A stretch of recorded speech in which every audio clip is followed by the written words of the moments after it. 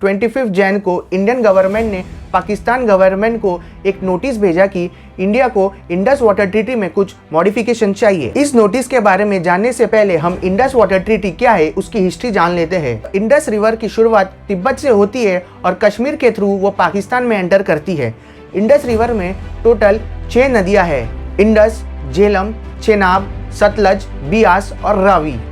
ये 6 नदियां हैं। बहरहाल जब पार्टीशन हुआ था तो इन नदियों का भी पार्टीशन हुआ था, पर वो एक शॉर्ट टर्म के लिए हुआ था। 1 अप्रैल 1948 को इंडिया ने ये पानी को रोक दिया और पाकिस्तान से कहा कि अगर आपको ये पानी चाहिए तो अब से आपको इसकी सालाना पेमेंट करनी होगी। पर दोनों में से कोई भी कंट्री कॉम्प्रोमाइज़ नहीं करना चाहती थी और डिसएग्रीमेंट चलती रही। फिर 1951 में डेविड, जो यूएस एटॉमिक एनर्जी के फॉर्मर हेड थे, उन्होंने ये रीजन को विजिट किया और उन्होंने ये कहा कि पाकिस्तान और इंडिया को इसके बीच में एक जॉइंट एग्रीमेंट बनाना चाहिए। फिर वर्ल्ड बैंक ने 1954 में ये जॉइंट एग्रीमेंट को सबमिट किया।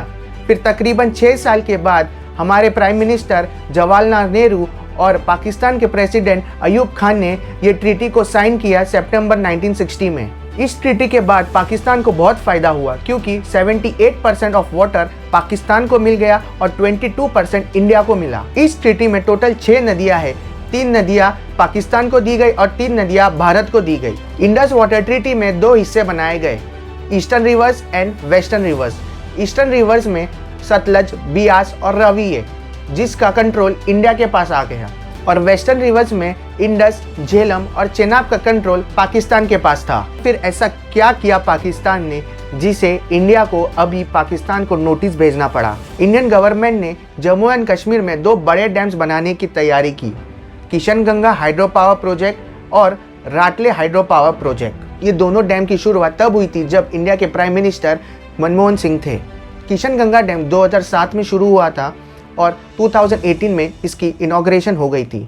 किशनगंगा डैम 330 मेगावाट्स की इलेक्ट्रिसिटी प्रोड्यूस करता है और जो राटले हाइड्रो पावर प्रोजेक्ट है उसकी शुरुआत 2013 में हुई थी और वो अभी भी अंडर कंस्ट्रक्शन में है। राटले डैम 850 मेगावाट्स की इलेक्ट्रिसिटी प्रोड्यूस करेगा। किशनगंगा डैम है वो 5700 करोड़ के आसपास में बना है और जो राटले डैम है वो तकरीबन 5200 करोड़ में बनेगा। किशनगंगा डैम झेलम नदी के ऊपर बनने वाला है और जो राटले हाइड्रो पावर डैम है वो चेनाब नदी के ऊपर बनने वाला है। और जैसा इंडस वाटर ट्रीटी के अनुसार झेलम और चेनाब दोनों पाकिस्तान के कंट्रोल में आते हैं, इसलिए इंडिया इसे सिर्फ 20%, वो भी सिर्फ डोमेस्टिक यूज़ के लिए कर सकता है। और इंडिया कोई डैम्स बनाता है इन दोनों रिवर्स पे तो वो पानी होल्ड नहीं कर सकता। पाकिस्तान गवर्नमेंट का ये कहना है कि इंडिया ये जो डैम्स बना रहा है उसके कारण झेलम और चेनाब नदी का पानी, जो पाकिस्तान में बहने वाला पानी है, इन डैम्स के कारण इंडिया ये पानी को रोक देता है।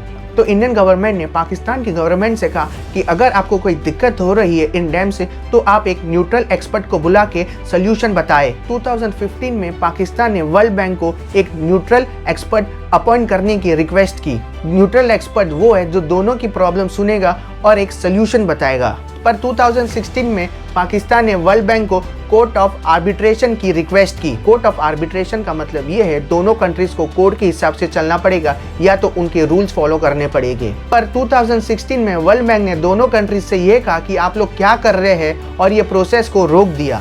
पाकिस्तान गवर्नमेंट के लगातार रिक्वेस्ट करने के बाद फिर 2022 में वर्ल्ड बैंक ने दोनों बॉडीज को अपॉइंट कर लिया, neutral expert and court of arbitration. इसका मतलब ये है कि दोनों बॉडीज पैरेलली सॉल्यूशन बताएगी। पर इसमें एक बहुत बड़ी प्रॉब्लम है। अगर न्यूट्रल एक्सपर्ट ये कहता है कि इंडिया राइट है और अगर कोर्ट ऑफ आर्बिट्रेशन ये कहती है कि पाकिस्तान राइट है तो इसका कोई सॉल्यूशन ही नहीं आएगा। 2017 से 2022 से लेके इंडिया ने 5 मीटिंग कंडक्ट की पाकिस्तान के साथ इस मैटर पे डिस्कस करने के लिए, पर पाकिस्तान मना करता रहा।